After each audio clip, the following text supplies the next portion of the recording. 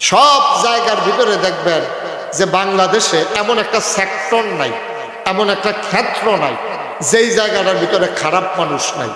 আমি অনেক সময় চিন্তা করি খারাপ অন্যান্য দেশও আছে, কিন্তু আমরা দেশও সব খারাপ হয়ে একখান হইল কেমনে?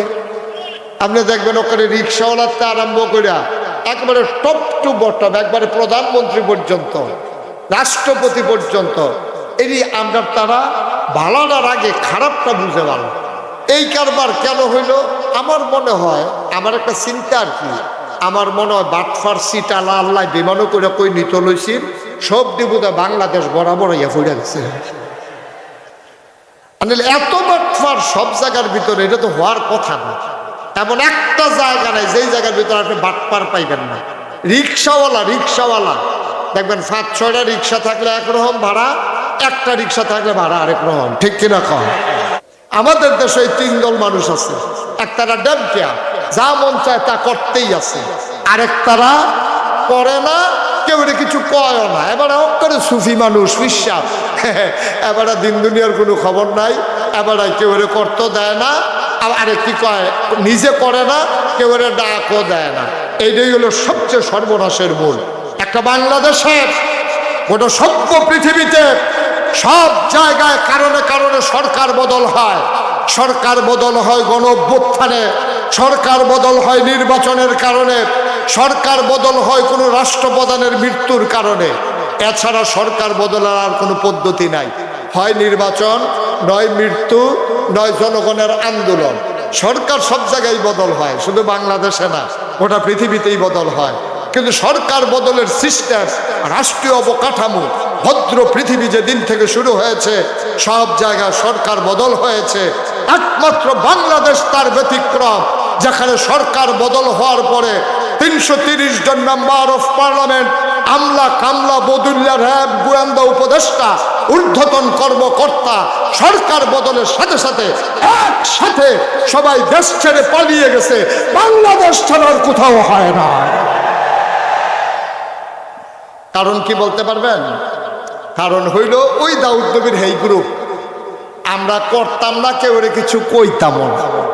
আমরা কন্যার দলটা যদি আরো শক্ত হইতো, যদি আমরা যারা বলি অন্যায়ের বিরোধিতা করি, এই গ্রুপটা যদি আরো শক্ত হইতো, এই জগদ্দল পাথর 17 বছর লাস্টিং করতে পারতো না, ঠিক কিনা কম? এই লাস্টিং করার কারণ হলো আমরা কিছু কিছু মেত্রা মার্কা লোক আছে, এবারে সুফি মানুষ, এবারে কেউ কিছু কয়ও না, এবারে গোনা পায় আমি সাথে ফাঁসে নাই, আমি নিজে বা এটা করতাম পারতাম না, কেউ বাধাও দিতাম পারতাম না। আল্লাহ নবী কয় তোমারে আমি দুনিয়াতে রাখতামও না। তুমি বাট ফার্মার খালু, তুমি আলু, তুমি হুটকি তো লাগো, গুস্তি তো লাগো, তোমার যেহেন দে মাসাল্লাহ কি মিল দিয়ালা। আসিনির এই বাটফা, আমার মনে হয় এর বাড়ি বাংলাদেশ হইব। এত বুদ্ধি বাংলাদেশের তারা ছাড়া কেউ এটা ইয়ে পারত না রে। এটা বলতে বাড়ি বোধহয় বাংলাদেশে তানজিব।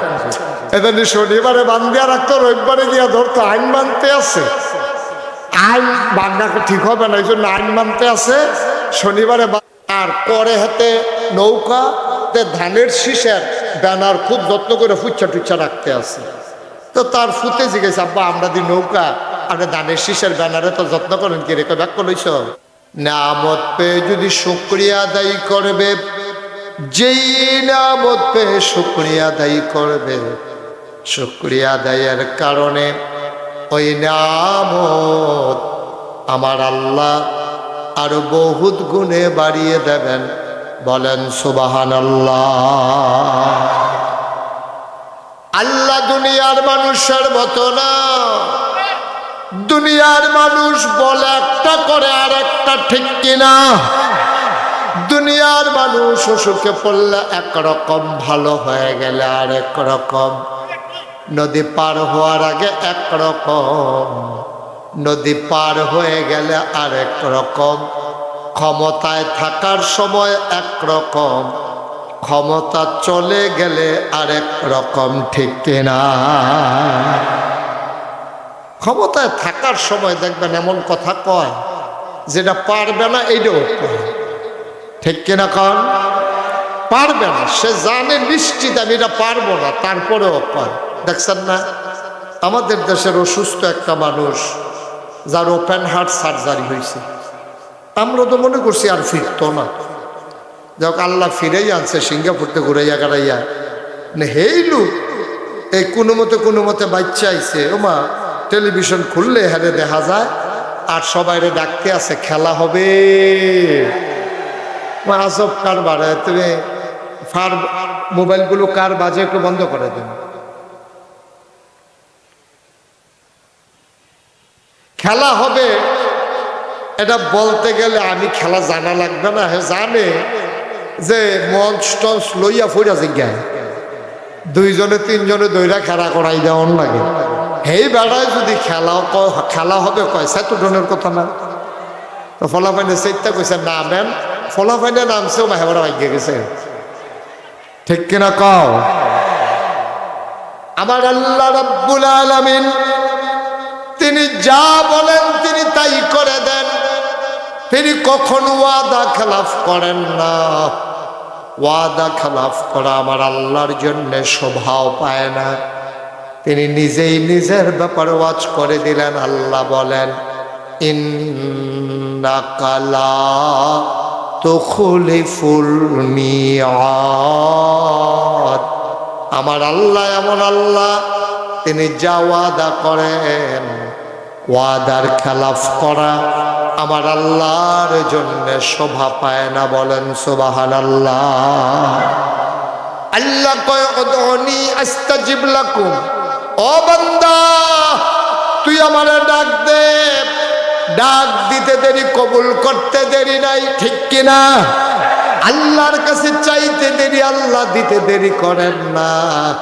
এই আল্লাহ আছেন নাকি নাই? ছিলেন নাকি ছিলেন না? থাকবেন নাকি থাকবেন না? আমার এই আল্লাহ কয়জন? জোরে কন, আর জোরে মধুর সুরে সবাই মিলে মন প্রাণ উজাড় করে গলা ছেড়ে দিয়ে রাতের নিস্তব্ধতা ছিন্ন ভিন্ন করে জগৎপুরের জমিন কাঁপিয়ে দিয়ে চিৎকার করে চলো সবাই মিলে আল্লাহর একটা ডাক দেয়। আল্লাহ, ও প্রাণের আল্লাহ, খুঁজে খুঁজে দেখলাম তুমি লাম ইয়ালিদ ওয়া লাম ইউলাদ ওয়া লাম ইয়াকুল লাহু কুফুয়ান আহাদ। তিনি কারো থেকে জন্ম নেন নাই, কাউকে জন্ম দেন নাই। অবন্ধু, দুনিয়ায় পীরের মতো পীর হয়, নেতার মতো নেতা হয়, মন্ত্রীর মতো মন্ত্রী হয়। আমার আল্লাহর কি মতো হয়?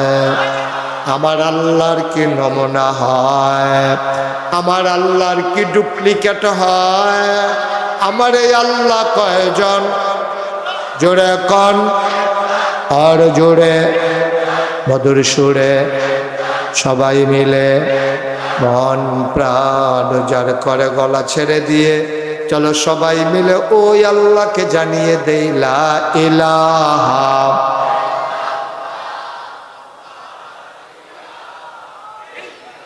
জোরে জোরে লা ইলাহা, আর জোরে লা ইলাহা, মধুর সুরে লা ইলাহা, মাশাআল্লাহ লা ইলাহা। আসমান জমিন গায়রুল্লাহ, পাহাড় পর্বত গায়রুল, আসমান জমিন গায়রুল, পাহাড় পর্বত গায়রুল। শুদ্ধ তুমি মাবুদ এক আল্লাহ লা ইলাহা। জোরে জোরে লা ইলাহা, আর জোরে লা ইলাহা, মধুর সুরে লা ইলাহা, মাশাআল্লাহ লা ইলাহা, লা ইলাহা ইল্লাল্লাহু মুহাম্মাদুর রাসূলুল্লাহ। রাসূলুল্লাহ সাল্লাল্লাহু আলাইহি ওয়াসাল্লাম। সবাই পড়েন আলহামদুলিল্লাহ।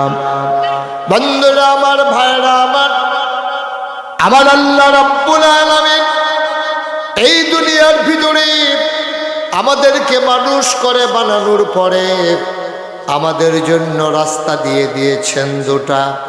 একটা চলে গেছে জান্নাতে, আর একটা চলে গেছে জাহান্নামে। ও বন্ধু, মানুষগুলো যেন জান্নাতে যেতে পারে, আল্লাহ তাবারক ওয়া তাআলা মানুষদের মাঝ থেকে যাচাই করে, বাছাই করে, করুণা করে, দয়া করে, মায়া করে একদল উত্তম চরিত্রের মানুষ, যাদের গুনাহ নাই, গুনাহ হওয়ার সম্ভাবনাও নাই, এমন একদল মানুষকে আমার আল্লাহ আমাদের জন্য নবী এবং রাসূল করে পাঠাইছে। বলো সুবহানাল্লাহ।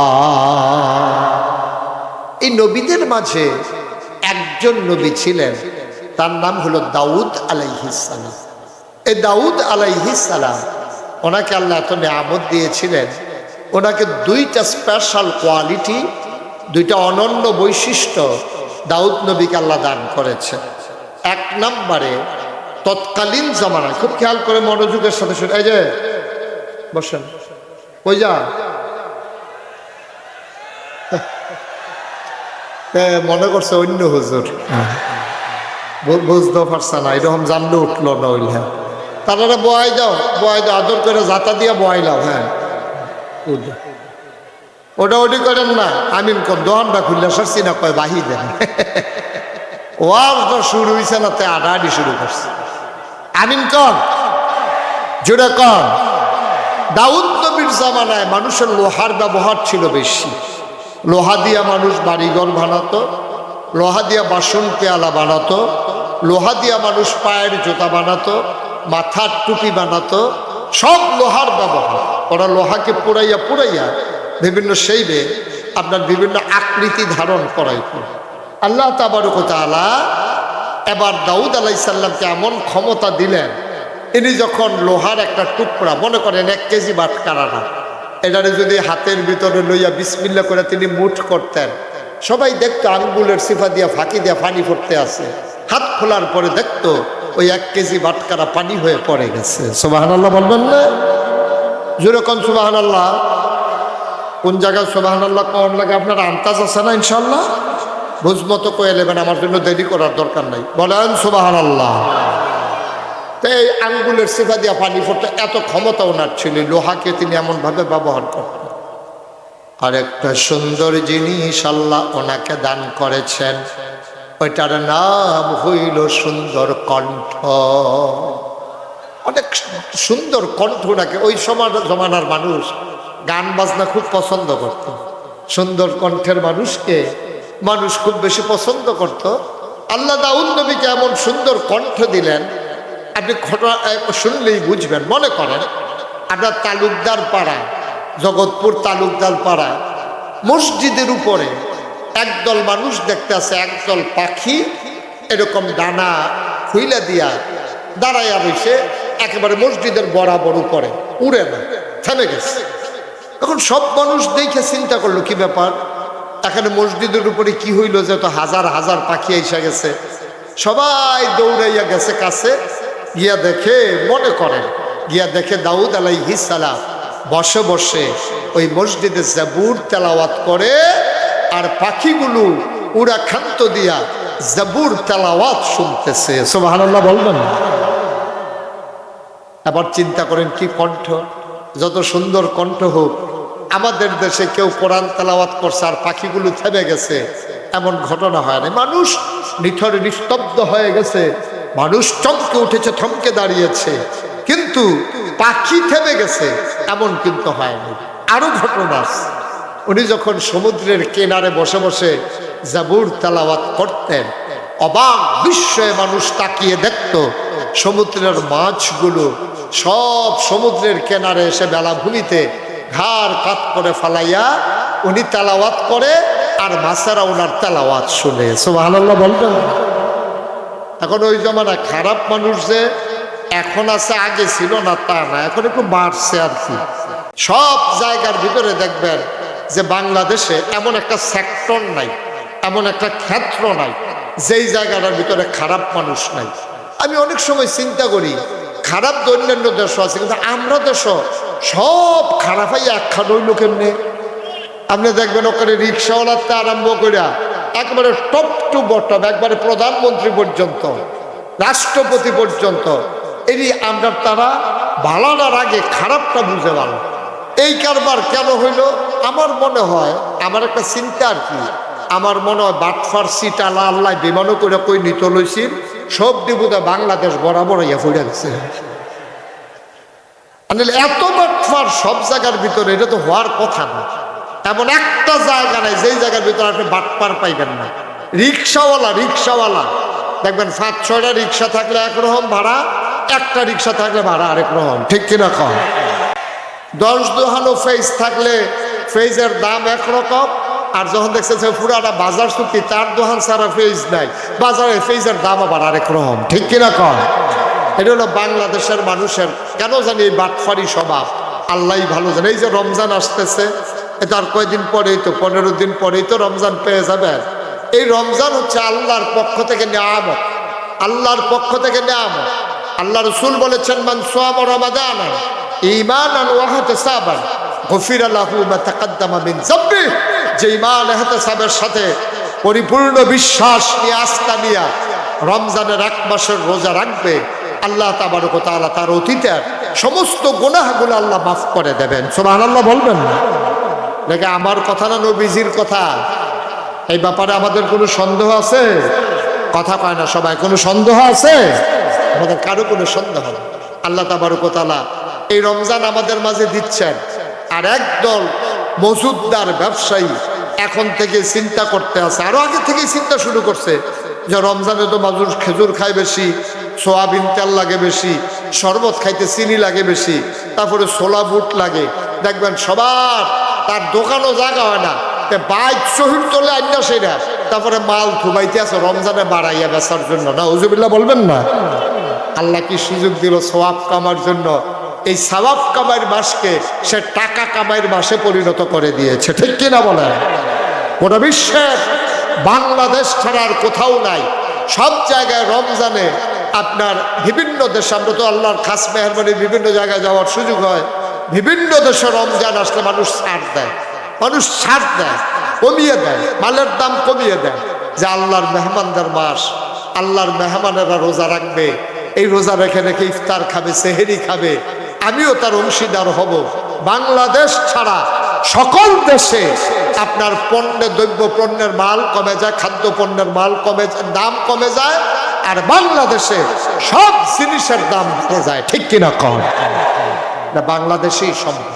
মায়া নাই, ভালোবাসা নাই, মহব্বত নাই, ভালোবাসা আসলে নাই। কিন্তু ভ্যালেন্টাইন্স ডে এর দিন ফুল কিনা ভালোবাসা আছে, আসলে কোনো ভালোবাসা নাই। শিয়াল কুকুরের থেকে নিকৃষ্ট হয়ে গেছে। বাইরে দিয়ে দেখায় যে ভালোবাসা, আসলে ভালোবাসা না। একটু হইলেই দেখা যায় ভালোবাসা কারে কয়, ঠিক কিনা কয়?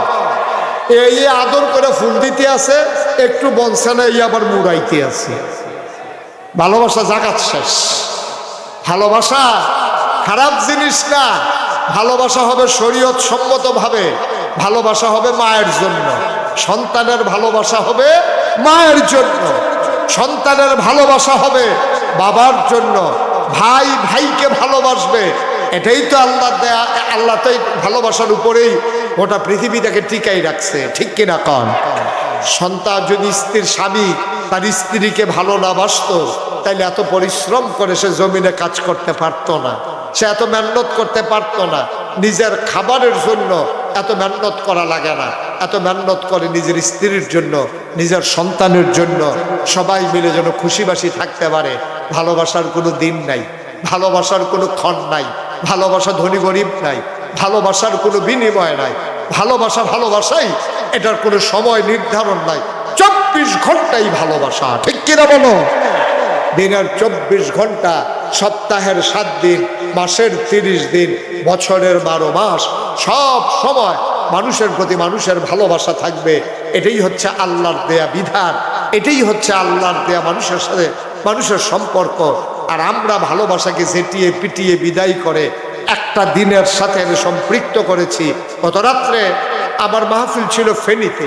আমি ফেনী থেকে রাতে যখন শহরে ঢুকেছি কুমিল্লা, তখন রাতের 2টা বাজে। আমি দেখলাম রাস্তার মুড়ে মুড়ে ফুল বিক্রি হচ্ছে, আর যুবক যুবতী ছেলে এবং মেয়েরা রাস্তার ভিতরে অবাধে রিক্সার হুট খুলে ঘুরতেছে, ছবি উঠাচ্ছে, আনন্দ করছে। ধ্বংসের জন্য এর চাইতে বড় আর কারণের দরকার নাই, ঠিক কিনা কম? মুসলমানের সন্তান আমরা, মুসলমানের সন্তান। আহারে মুসলমান, মুসলমান মন দিয়ে শুনো রে ভাই, এই দাউদ আলাইহিস সালাম তিনি যখন সমুদ্রের কিনারে জাবুর তেলাওয়াত করে, সমুদ্রের মাছগুলো সমুদ্রের কিনারে চলে আসছে তেলাওয়াত শোনার জন্যে। মুসলমানের জন্য পবিত্র দিনের নাম জুমাবার, শুক্রবার, আজকের দিন। সুবহানাল্লাহ কয় না? খ্রিস্টানদের জন্য পবিত্র দিন হইল রবিবার, আর ইহুদিদের জন্য পবিত্র দিন হইল শনিবার। ইহুদিরা শনিবারকে বেশি মহব্বত করত, তারা ভালোবাসত, পবিত্র দিন মনে করত। এবার যখন সমুদ্রের কিনারে মাছ চলে আসে, ওই জমানার মানুষগুলো আনন্দের সাথে মাছগুলো ধরে ধরে খেয়ে ফেলতো, বিক্রি করত। মাছ আসতো তেলাওয়াত শোনার জন্য। নবীর নাম কি? দাম কিতাবের নাম কি? জাবুর। অসংখ্য ধন্যবাদ, সচেতন নাগরিক আমাদের না? কিতাবের নাম, নবীর নাম। এখন দাউদ নবী শনিবারে তারা দরখাস্ত দিছে মাসারা, যে প্রত্যেক দিন তো সম্ভব না, আর দাউদ নবীরও তো প্রত্যেক দিন টাইম নাই, তো প্রত্যেক দিন বাদ দিয়া শনিবারে উনি কোরআন এই জাবুর তেলাওয়াত করবে। মাছেরা আইসা সব ভিড় করতেছে আপনার এই রাস্তা, এই সমুদ্রের কিনারে। সমুদ্রের কিনারে যখন মাছেরা ভিড় করতে আছে, আর দাউদ নবী জাবুর তেলাওয়াত করতেছে, আজব কারবার কি জানেন? তখন মাছেরা দাউদ নবীর কাছে দরখাস্ত, খুব খেয়াল করেন মনোযোগের সাথে, দাউদ নবীর কাছে মাছেরা দরখাস্ত দিছে, ও দাউদ আলাইহিস সালাম, আমরা তো আপনার তেলাওয়াত শোনার জন্য আসি, মানুষগুলো তো আমাদেরকে ধরে ফেলে, আর মানুষ মনে করছে আমরা কি বোকা, মাছ বেড়া সারাদিন খাওয়াইয়া মাছ পাওয়া যায় না, আর কান বাতাইয়া মাছ লেগে রয়েছে, ধরতে সমস্যা কি? সবাই মিললে মাছ ধরতো। মাছেরা দরখাস্ত দিছে দাউদ নবীর কাছে, যে দাউদ নবী আপনি বলে আল্লাহর কাছ থেকে একটা আইন পাশ করাই দেন, যে শনিবারে মাছ ধরা বন্ধ, যেন শনিবারে মাছ না ধরে। এখন শনিবারে মাছ ধরা বন্ধ, তা আল্লাহ আইন করে দিলেন, যে শনিবারে তোমরা মাছ ধরবা না, মাছ ধরলেও অন্য দিন ধরবা, যেহেতু এই দিন তেলাওয়াত শোনার জন্য মাছেরা আসে, এই দিন ধরা যাবে না। তো সাধারণ যারা মানুষ জেলে মানুষ হয়ে গেছে এখন দিন 3 ভাগ, 5 ভাগ। এই ঘোষণা আসার পরে মানুষ হয়ে গেছে কয় ভাগ? আরে জোরে কথা কয় না, কয় ভাগ? মঞ্চে যারা আছে না কইলেও সারবো না, তারা যে বইয়া রয়েছে এটা তো বেশি। মঞ্চে উঠার লগে লগে 2টা বালিশ দেওয়ানোর দরকার আছে তারা। হ্যাঁ, তারা কথা কইয়া কয় ভাগ? এই তো মাশাআল্লাহ কথা কইছে। হ্যাঁ, আমি তো মনে করছি পারে না, কয় না। কয় ভাগ রে? মানুষ হয়ে গেছে, আইন হয়েছে যে শনিবারে মাছ ধরা কি, শনিবারে মাছ ধরা কি বন্ধ। আইন হওয়ার পরে মানুষ হয়ে গেছে 2 ভাগ। একদল কয় কত আইন দেখলাম, এই আইন মানলে চলবো, এত সহজে মাছ পাওয়া যাবে না, সারাদিন খাওয়াইয়া মাছ ধরন যায় না, আর মাছ আইয়া কান্দাত লাগে আইন করলে মানি নাকি? একদল ডাইরেক্ট অস্বীকার করে শনিবারে ইচ্ছা মতো মাছ ধরলো। আরেক দল বুদ্ধি করলো, শনিবারে যখন মাছ ধরা বন্ধ, আল্লাহ যখন কয় আল্লাহরে সাতাইয়া লাভ কি, যেহেতু আল্লাহর জান্নাতও যাওন লাগবো, তা আল্লাহরে সাতাইয়া তো আল্লাহর জান্নাতও যাওন যেত না, তো শনিবারে ধরন লাগবে তো ঠেয়া কি? তারা করছে কিন্তু শনিবারে বান্ধিয়া রাখতো, রবিবারে ধরতো। আমার মনে হয় এটির বাড়ি বাংলাদেশ হইব। এত বুদ্ধি বাংলাদেশের তারা ছাড়া কেউ এটা পারতো না রে। এটা বলতে বাড়ি বোধ বাংলাদেশে তানজিব, এটা শনিবারে বান্ধিয়া রাখতো, রবিবারে গিয়া ধরতো। আইন মানতে আছে, আইন বাংলা ঠিক হবে না, এই জন্য আইন মানতে আছে, শনিবারে বান্ধিয়া রবিবারে ধরে। আরেক তারা ধরেও না, তারা এটার কাছেও যায় না। মানুষ তিন ভাগ হয়ে গেল, এক তারা ধরবই, আরেক তারাকে আমরা ধরবো না। খুব খেয়াল করে, চিকন কথা। এক তারা ধরবেই, অস্বীকার করে ফেললো। আরেক তারাকে আমরা ধরবো না, কারো কাছে কিছু বলবো না। আরেক তারাকে আমরা ধরবো না, কাউকে ধরতে দেব না। সুবহানাল্লাহ বলবেন না? তো মানুষ হলো কয় ভাগ? না কথা হয় না, কয় ভাগ? এক তারা ধরবই, আরেক তারা ধরে না, কেউ কিছু কয় না।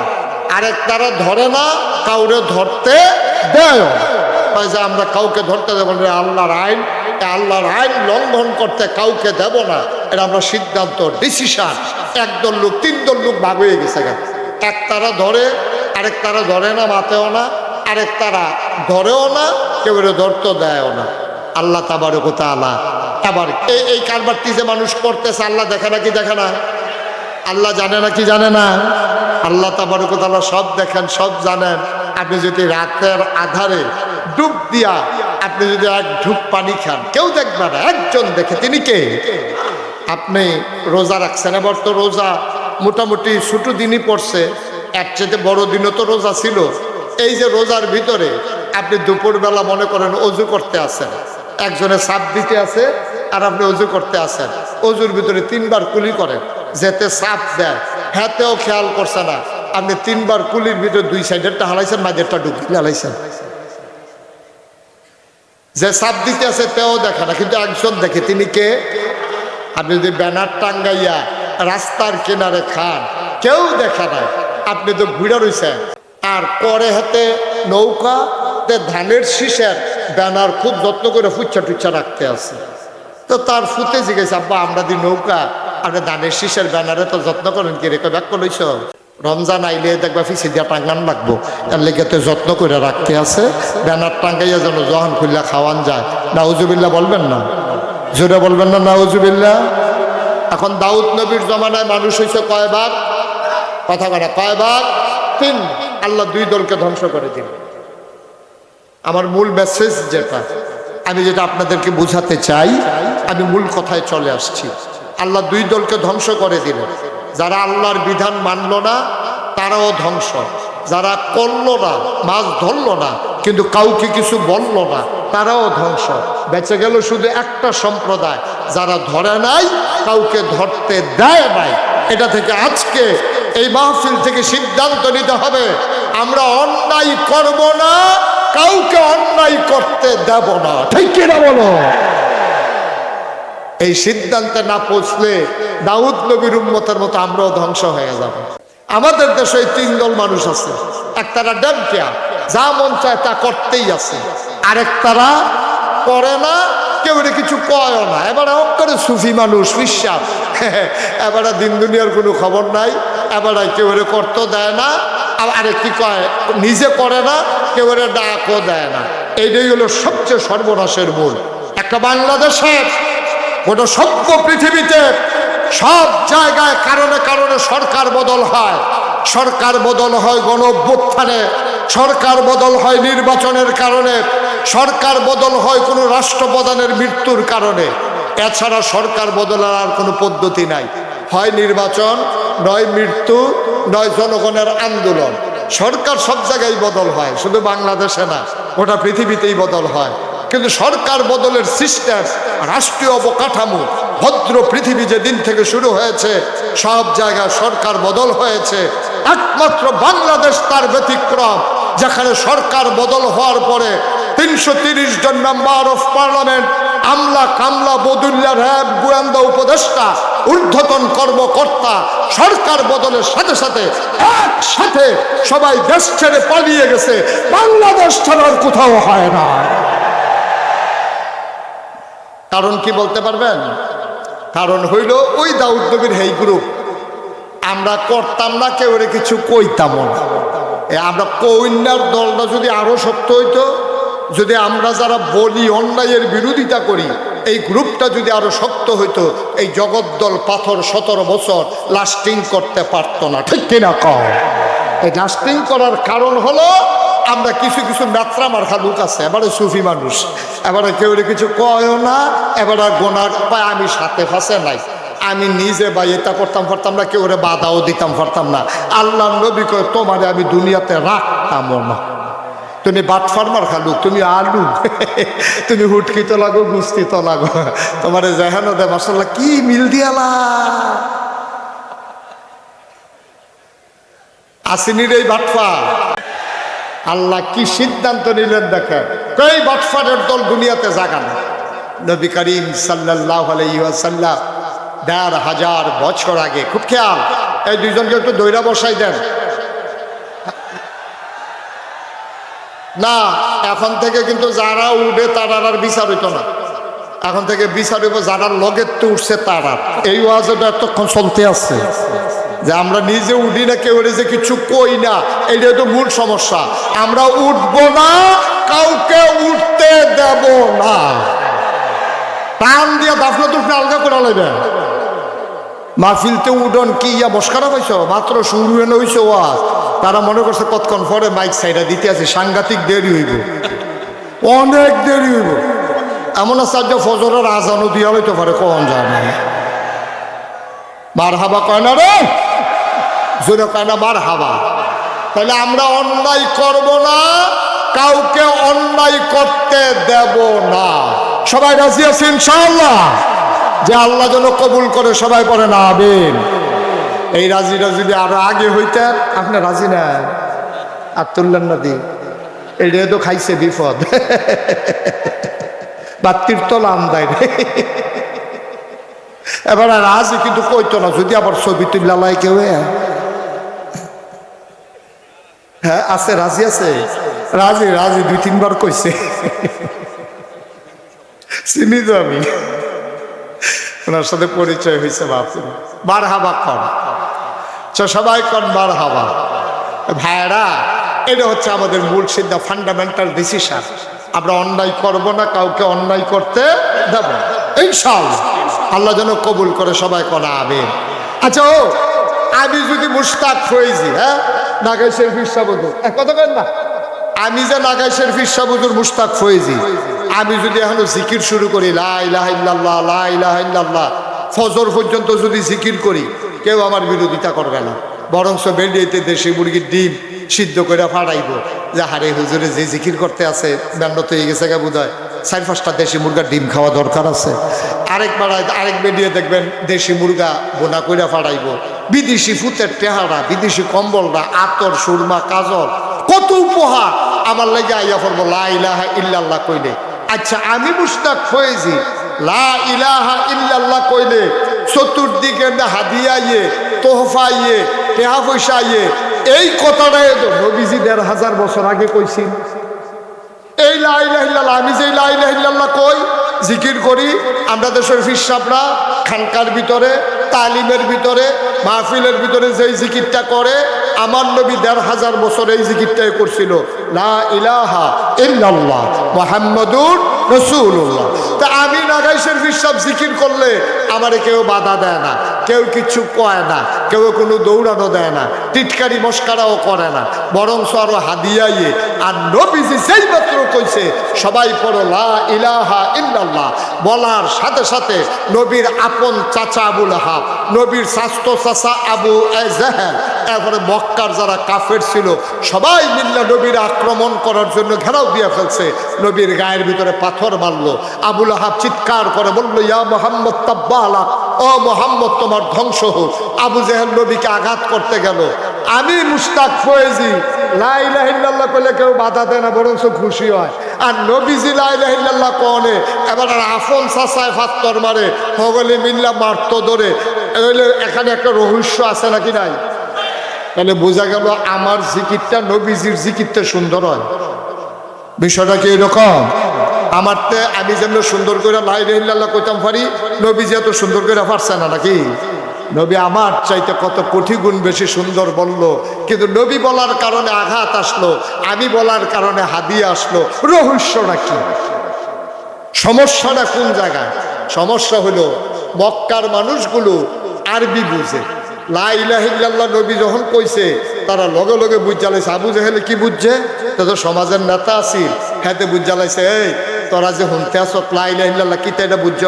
কয় না, আমরা তো বুঝছি না। লা ইলাহা ইল্লাল্লাহ মানে হইল আল্লাহ ছাড়া কোনো বিধানদাতা নাই, বিচার করুন না নাই, মেল করুন না নাই, সর্দারি করুন না নাই, আল্লাহর বিধান ছাড়া কোনো বিধান নাই, বিধান চলবে শুধুমাত্র আল্লাহ। তা আমি আবু জেহেল যে তোমরা লইয়া সমাজটা চালাইতে আছি, মোহাম্মদের লা ইলাহা ইল্লাল্লাহ কায়েম হইয়া গেলে আমার আবু জেহেলের নেতাগিরি শেষ, ঠিক কিনা কয়? আবু জেহেলে কত নেতাগিরি যদি না থাকে তো আমি বাচ্চা থাকবি তো আমি ওহন বাধা দিত না, পরে বাধা দিলে লাভ হইব কি? এর লেগে আবু জেহেল গিয়া বাধা দিছে।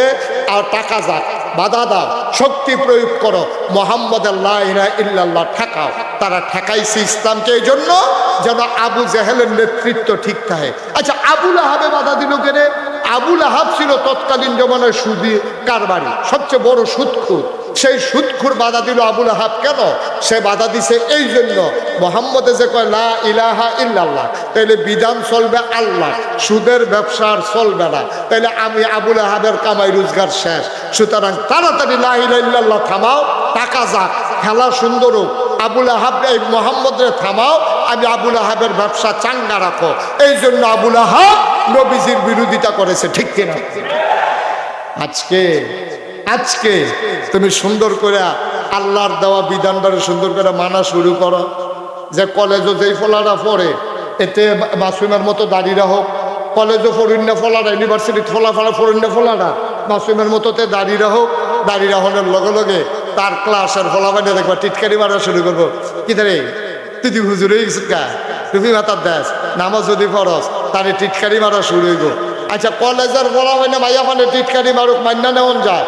তুমি আজ বিয়া করছো, তুমি দাঁড়িয়ে রাখছো, দেখবো তোমার বউ এবারে তোমার টিটকারি মারা শুরু হয়েছে, ঠিক কিনা কল? দাঁড়িয়ে রাখছে, পাঞ্জাবি গাও দেয়, টুপি মাথার দেয়, 5 ওয়াক্ত নামাজ পড়ে, তার শালিয়ে ফোন দিয়ে জিজ্ঞেস আফা দুলাভাইয়ের কি খবর? কত দুলাভাই কে আছে? বা হেতাই মনে করছে, শালিয়ে মনে করছে কি অ্যাক্সিডেন্ট হইলো নাকি, কি তাফা কোনো ক্ষতি হয়েছে? কত দুলাভাই হুজুর হয়ে গেছে কেনা? দুলাভাই বিলে হুজুর হয়ে গেছে। মুসলমান লম্বা সময় কথা বলার সুযোগ পাবো না ভাই। অতিতাসের মুসলমান, পার্শ্ববর্তী এলাকার মুসলমান, মন দিয়ে শুনো রে ভাই, আল্লাহর নবী থেমে যাওয়ার মানুষ না, তিনি একটা মিশন নিয়ে বের হয়ে গেছেন। যে মিশন নবী ইন্তেকালের আগে আমাদের কাঁধে দিয়ে গেছেন। আমাদেরও দায়িত্ব হলো সমাজ থেকে ওই পাপাচার, দুর্নীতি আর রাহাজানি, লুটতরাজ, চাঁদাবাজ, সন্ত্রাস সবগুলোকে দমন করে একটা সোনার বাংলাদেশ তৈরি করা। এমনই চেয়েছিলেন 1500 আগে নবীজি। নবী যখন চাইলেন সুন্দর একটা পৃথিবী বানাবেন, খেয়াল করে দেখো নবীর জন্ম মক্কায়, খুব খেয়াল, গভীর মনোযোগ। নবীর জন্ম মক্কায়, নবীর শৈশব মক্কায়, নবীর কৈশোর মক্কায়, নবীর তারুণ্য মক্কায়, নবীর যৌবন মক্কায়, বিয়ে করলেন নবী মক্কায়, নিজের বাড়ি মক্কায়, ক্রস করলেন। সারাটা রাত তিনি মদিনার দিকে হাঁটেন, দিনের বেলা গুহার ভিতরে লুকিয়ে থাকেন যেন ধরা পড়ে না যান। এভাবে দিন যায়, রাত যায়, রাস্তা পার হওয়া যায় না। এমনি ঘুরতে ঘুরতে ঘুরতে ঘুরতে, খানা নাই, গোসল নাই, ঘুরতে ঘুরতে একদিন ছুটে গেলেন। একটা জায়গায় যাওয়ার পরে দেখলেন সকাল হয়ে যাবে। তিনি একটা খেজুরের বাগানে গিয়ে লুকোলেন, মনে করলেন সারাটা দিন লুকিয়ে থাকবো, রাতের বেলা আবার হাঁটা শুরু করব। শেষ রাত আব্দুর রহমান কান পেতে শুনলেন কে যেন দূর থেকে ডাকে, আসসালাতু খায়রুম মিনান নাওম। তিনি বুঝে ফেলছেন আমি মদিনার কাছাকাছি চলে আসছি। তিনি আস্তে করে বের হয়ে গেলেন, একেবারে আওয়াজ লক্ষ্য করে আগালেন, ঠান্ডা পানি দিয়ে অজু করলেন, মসজিদের ভেতরে ঢুকলেন। আব্দুর রহমান কাউকে চিনে না, আব্দুর রহমানকেও কেউ চিনে না।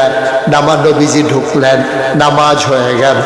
নবীজির একটা অভ্যাস ছিল, তিনি ঘুরে বসতেন সাহাবাদের দিকে, সবার সাথে কথা বলতেন, খোঁজ খবর নিতেন।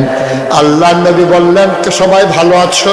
সবাই বলে ইয়া রাসূলুল্লাহ, আমরা সবাই ভালো আছি। হঠাৎ করে আল্লাহর নবীর নজর পড়ে গেল কোনায়, তাকাইয়া দেখে একটা মানুষ বসে আছে। চুল তার উস্কো খুস্কো, দাড়িগুলো তার এলোমেলো, ধুলায় মাখা চেহারা, পেট আর পিঠ একসাথে লেগে গেছে, গায়ের ভিতরে কাপড় নাই, চোখ তার গর্তে, গালগুলোর হাড্ডি বের হয়ে গেছে। আল্লাহ নবী কয়, ওই মানুষটা কে রে? এমন একটা মানুষ ছিল আমার মক্কায়, তার নাম ছিল আব্দুর রহমান। আমার বড় পাগল ছিল, আমার একদিন না দেখলে পাগল হয়ে যেত। ওরে মক্কায় ফেলে আমি চলে এসেছি, এই কোনায় কে বসে আছে আমার আব্দুর রহমানের মতো? কে এটা কে? দাঁড়াও দেখি। আস্তে করে দাঁড়ালেন, ডাক দেয়া কয়, লাব্বাইক ইয়া রাসূলুল্লাহ, এটা আপনার আব্দুর রহমানের মতো না, এইটাই আপনার আব্দুর রহমান।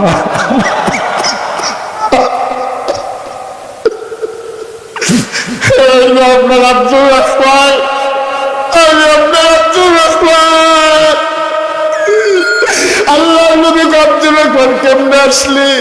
ইয়া রাসূলুল্লাহ, ওরা আমার টাকাগুলো রেখে দিয়েছে, আমার কাপড়গুলো খুলে রেখে দিয়েছে। ইয়া রাসূলুল্লাহ, ইয়া হাবিবাল্লাহ, আমি এসেছি বড় কষ্ট করে। নবী গো, কতদিন হয় আপনারে দেখি না, আমি পাগল হয়ে গেছি আপনারা না দেখে। আল্লাহ নবী আমার কাছে, আল্লাহ নবী হাত দুইটা ছড়িয়ে দিলেন, সবাই রাস্তা করে দিল। আব্দুর রহমান হাঁটতে হাঁটতে নবীর সামনে চলে গেলেন, নবী হাত দুটো ছড়িয়ে দিলেন, লাফ দিয়ে আব্দুর রহমান বুকের মাঝে পড়ে গেলেন। জান্নাতি গন্ধ নবীর গায়ের, আব্দুর রহমান নাক দিয়ে ঘষে ঘষে গন্ধ নেয়। নবীজিরে ছাড়তে চায় না আব্দুর রহমান, আপনারা দেখি না কি অন্যায় আমার ছিল।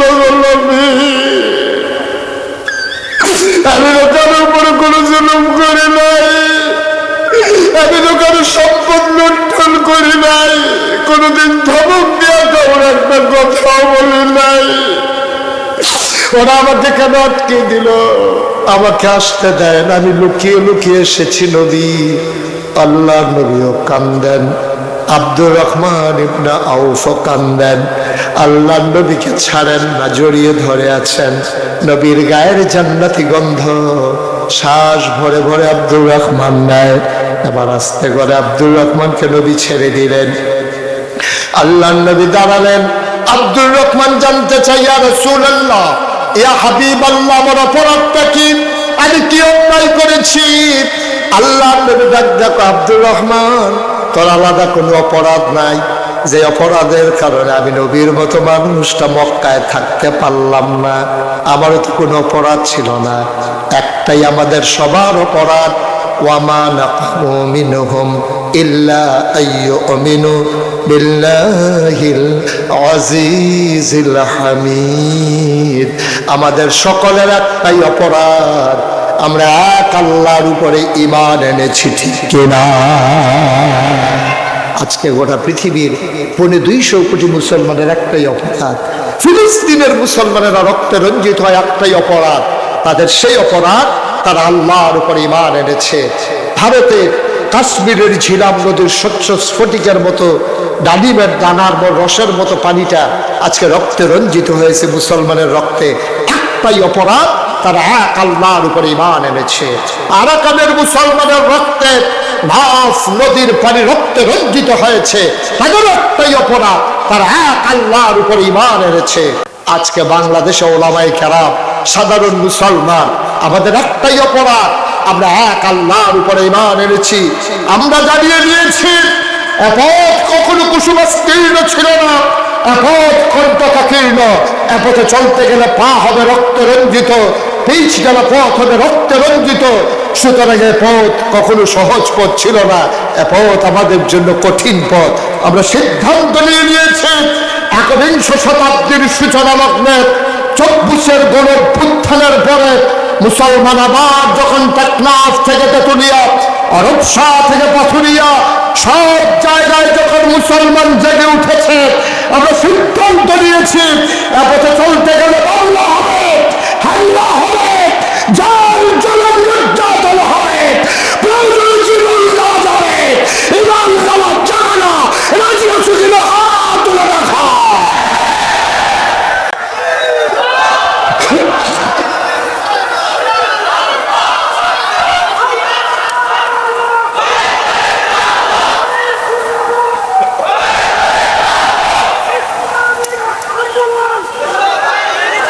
সবাই পড়েন আমিন, জোরে পড়েন আমিন। বন্ধুগণ, আমার আদরের মাসুম যে ঢাকাইশ দরবার পরিচালনা পর্ষদের সারা বাংলাদেশ থেকে বাছাই করা লোকজনের মাঝে সে হচ্ছে মজলিসে শুরার অন্যতম সদস্য। আপনাদের মানুষগুলোকে একত্রিত করে তার একটাই উদ্দেশ্য, দুনিয়াবি কোনো চাওয়া পাওয়ার হিসাব নাই। আমার সাথে পার্সোনালি কথা বলেছে, একটাই হিসাব, এ মানুষগুলো যদি একটা আলুর দেশা পায়, এ মানুষগুলো যদি জান্নাতে যেতে পারে, এ মানুষগুলো যদি দ্বীনের কথা শুনে শুনে তাদের ঈমানকে জাগিয়ে নিতে পারে, তাহলে তার এই আয়োজন, এই টাকা খরচ করা, আপনাদের আশা বসা, তাহলেই সার্থকতা। ঠিক কিনা বলেন? আপনারা জানেন এই ঢাকাইশ দরবার শরীফ যেখানে আমার নামে লেখা আছে মুস্তাক ফৈজি পীর সাহেব, আমার মাসুম এই প্রায় যায়, অনেক সময় যায়। আপনারা তো অনেকে যেতে পারেননি, যাবেন, কারণ এই দুনিয়া ভোগ বিলাসের জন্য না ভাই, কয়েকদিনের জিন্দেগি। আমি মুস্তাক ফৈজি, ইচ্ছে করলে অনেক কিছু করতে পারতাম। বাংলাদেশের পীর সাহেবদেরকে তো চিনি আমি, অধিকাংশ পীর সাহেব দেখবেন এরকম হাতরা এরকম করা শিখছে, জীবনে কোনোদিন এইরকম হয় না। ঠিক কিনা? মানুষের অসহায় অবস্থা যায়, দুর্যোগ যায়, বন্যা যায়, মহামারী যায়, করোনা যায়, পীর সাহেবের সম্পদের পরিমাণ বাড়তেই থাকে, বাড়তেই থাকে, তার আর হাত এমন করার সুযোগ নাই। এই খালি এই শিখছে রিক্সাওয়ালাতে ওঠে নয়, কবিন দেবে দিয়ে এটা যে জাততে পায় তারতে খায়। নাদানের তো একটা জাত ফদ আছে বেড়া, কেডায় জানি ওই যে এমনি যে সবসময় থাকে, কেডায় জানি এমনি ঘুরাই দিছি, এটা আবার এমনি ঘুরা যায় গিয়া, এটা থাকে না, ফিক্সড হয়ে গেছে, ওইরকম লইতে লইতে অভ্যাস খারাপ হয়ে গেছে। এই যে গত বন্যা গেল, আমি মুস্তাক ফৈজি 15 দিন আমার পরিবার থেকে আমি বিচ্ছিন্ন ছিলাম। 15টা দিন আমি আমার পরিবার থেকে বিচ্ছিন্ন ছিলাম। আমি বুক পানি ভেঙে ভেঙে, কোমর পানি ভেঙে ভেঙে মানুষের ঘরে ঘরে গিয়ে আমি সাহায্যের হাত পৌঁছে দিয়েছি। যে মানুষগুলোর কাছে আমাদের কিছু দায়বদ্ধতা আছে, তারা আমাদেরকে আইকন হবে।